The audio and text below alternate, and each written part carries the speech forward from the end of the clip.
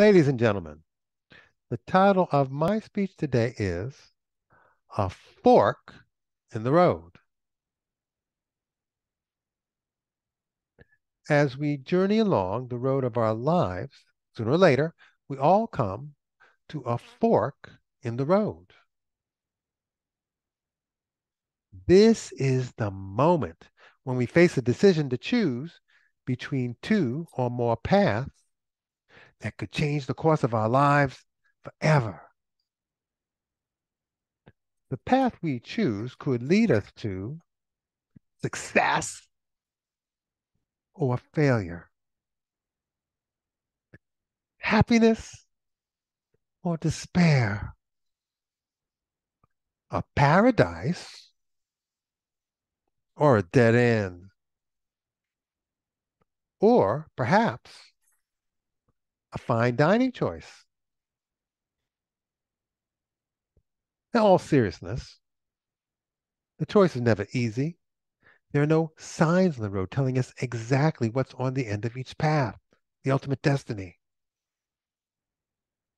I have encountered many forks on my road.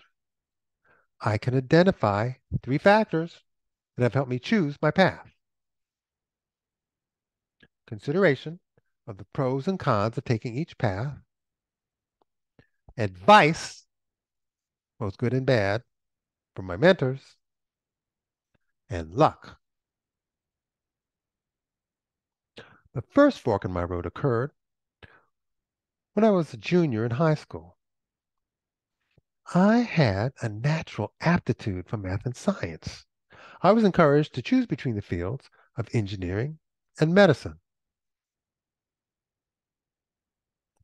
I liked both fields, but I wasn't sure if I wanted to be a doctor. When I thought about the pros and cons of each field, it occurred to me that having an engineering degree would give me more options. If I went into medicine and didn't like it, it might be difficult to switch to another profession. Alternatively, if I went into engineering and didn't like it, it would be easier for me to switch to other professions such as medicine, computer science, business, or law. I decided to pursue an engineering degree. In retrospect, that was pretty good reasoning for a 17-year-old kid. I applied to engineering schools, and I was accepted to a school in upstate New York with a partial scholarship. I was also put on the waiting list for a full scholarship to Columbia University, which had one of the best engineering schools in the country. About a week before I was scheduled to report to the upstate school, I got a call from Columbia telling me that one of the full scholarship students dropped out at the last minute and that I was next on the list. Good luck intervened to change my path. I was off to Columbia for the next 4 years.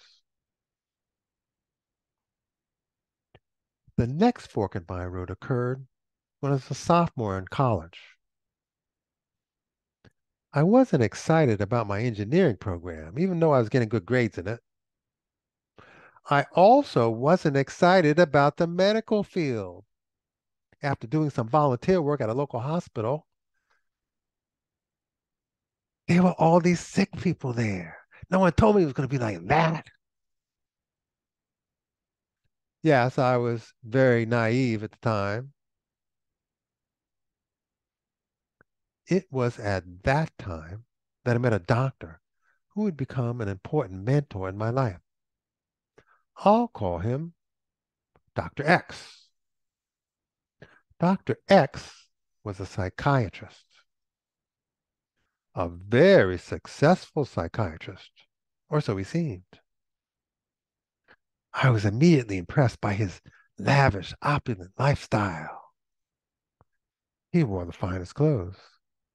He ate at all the fancy restaurants. He always carried around plenty of cash, which he spent like water.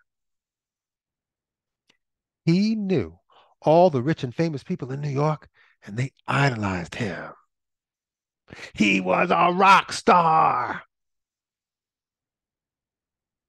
He had not one, but two Mercedes-Benz cars.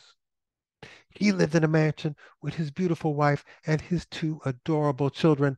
He had it all. The American dream.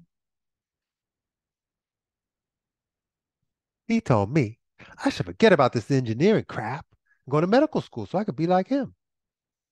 I would never have to worry about money, and I could have everything I wanted in life, like he did. Seemed like a no-brainer to me. I didn't see any engineers living like that. The promise of fortune and fame was irresistible. Dr. Land, here I come.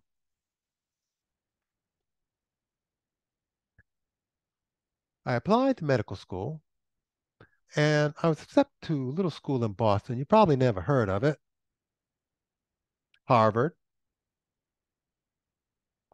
I then returned to New York to do my internship and residency training with Dr. X encouraging and coaching me all the way. We usually spoke at least once a week.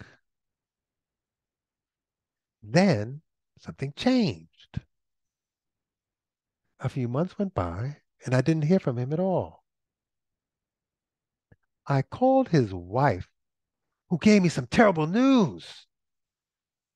She told me that he had terminal cancer and that he only had a few months to live.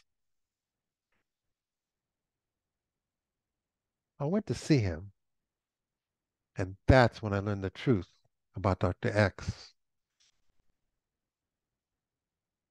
He didn't have cancer. He had terminal AIDS. AIDS was a terminal disease in those days. It was like the early days of COVID. There was no treatment for it. I also learned that he wasn't the great family man with the perfect family. He had lived a secret promiscuous life and had had multiple extramarital affairs. The fancy clothes, the cars, the house, they were all bought on credit. He had amassed a mountain of debt that his wife was now burdened with. When I found out who he really was, my dreams of becoming a rock star doctor were shattered. What I thought was the road to paradise turned out to be a dead end. I was devastated. I had reached the lowest point in my life. I almost quit.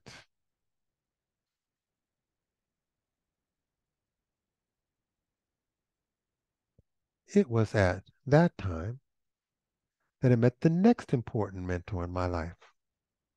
I'll call him Dr. Y. Dr. Y was the complete opposite of Dr. X. He was an altruistic man who cared much more about others than himself.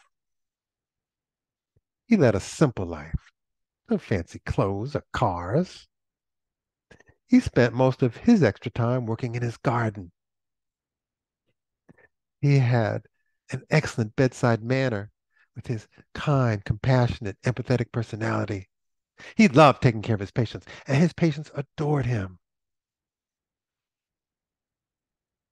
His example made me realize that I had wanted to be a doctor for all the wrong reasons. He showed me how a doctor's most important roles were to diagnose the diseases that afflict our patients, change the natural history of those diseases, and to give comfort, to ease the pain and suffering for our patients who are in their final days.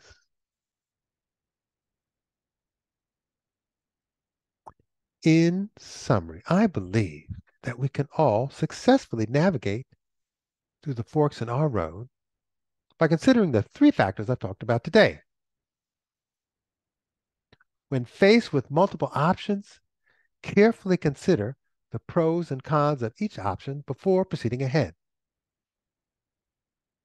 Listen with a critical ear to the words of your advisors. Don't be swayed by false promises of fortune and fame.